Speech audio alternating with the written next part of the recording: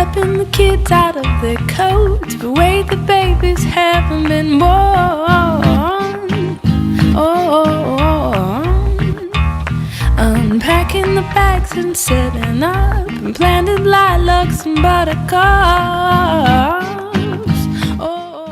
Queremos una ciudad buena para vivir, que atienda a las personas mayores y que atienda a las personas que más lo necesitan.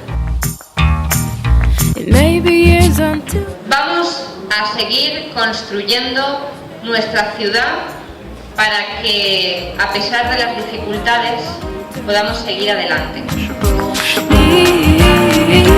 Nunca hablo mal del contrario. Creo que no hace falta. Y también por la gente mayor, a los que hemos reformado los 3 centros de mayores y les hemos dado lo que necesitaban en este que era horario de apertura. Los tres pilares fundamentales de la política mía y de mi equipo en estos últimos 4 años.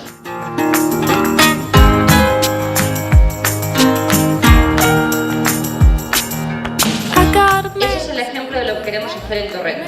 Convertir el pueblo y nuestro pueblo en un pueblo donde se pueda andar por la calle viendo que todo está cuidado, limpio y en buenas condiciones.